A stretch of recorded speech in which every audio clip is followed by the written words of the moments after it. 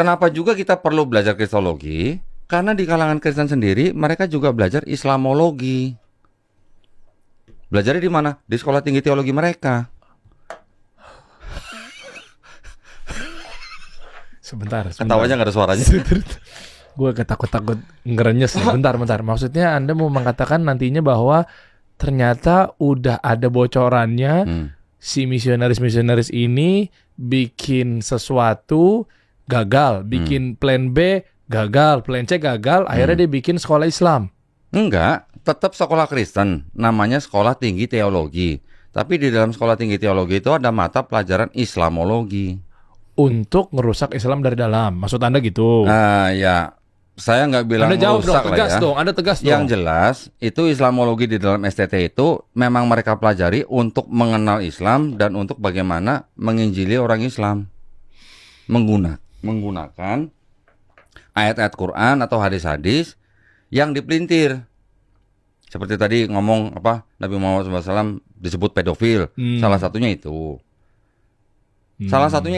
Mereka belajar. Dari mana saya tahu begini? Dari orang-orang lulusan STT itu yang sudah masuk Islam. Oh, alhamdulillah, bagus punya mata-mata.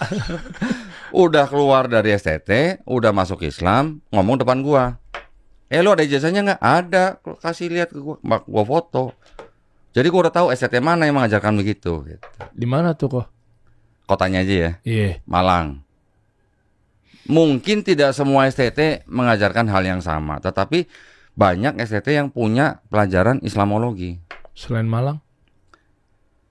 Kan kota kok. Iya. Buat mereka antisipasi.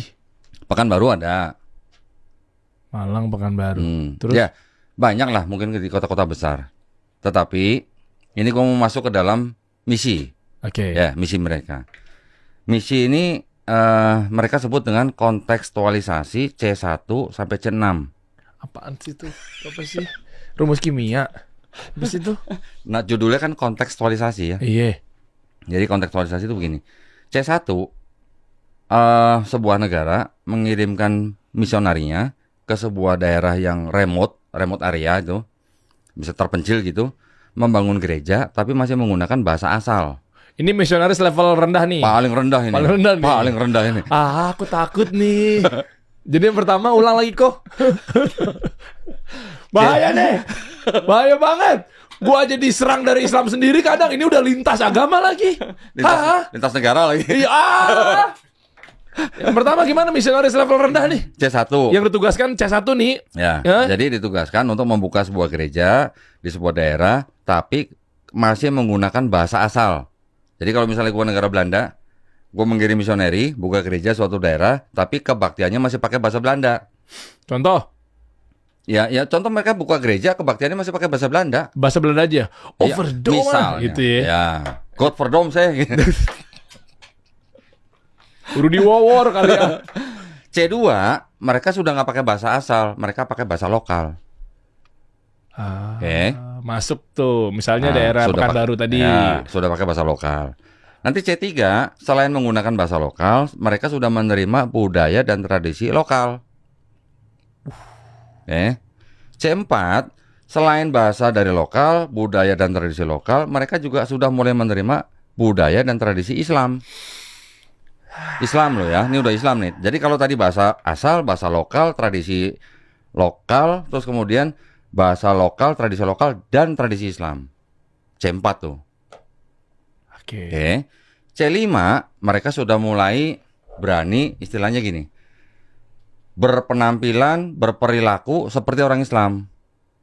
Ya, misalnya sudah pakai jubah, pakai kopiah, mati nggak lu? memelihara jenggot, ya. Kurang lebih begitu.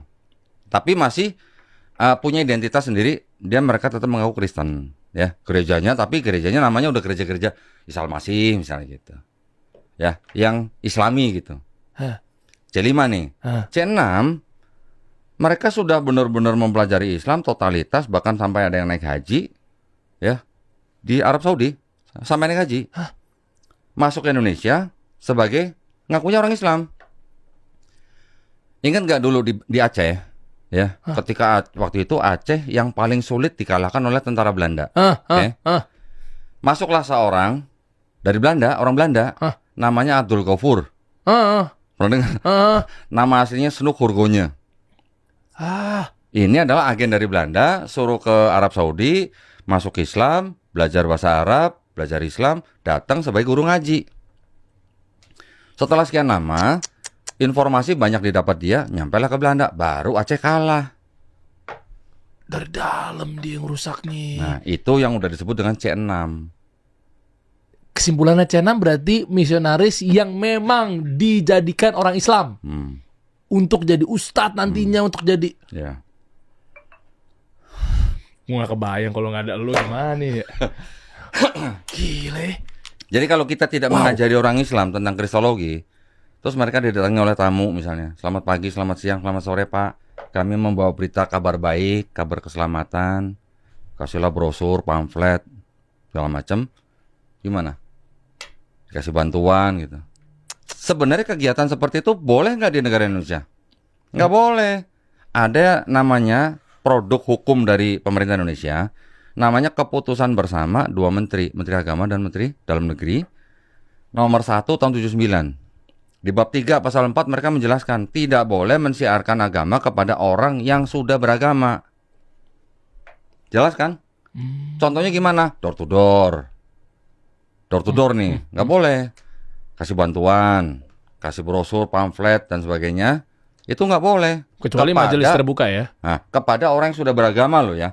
Kalau kepada suku-suku pedalaman yang belum punya agama, itu boleh. Islam juga melakukan. Gitu. Kita menerima beberapa anak yang masalahnya, istilahnya di luar peradaban dari Halmahera, dibawa ke sini, dari mulai nggak bisa ngomong bahasa Indonesia, sampai akhirnya bisa hafal beberapa juz Quran gitu. Masya Allah. Masih berjalan sampai sekarang. Kita kerjasama dengan beberapa lembaga lah gitu. Kita boleh kalau mensiarkan agama kepada orang yang belum beragama. Tapi kalau kepada orang yang sudah beragama itu nggak boleh.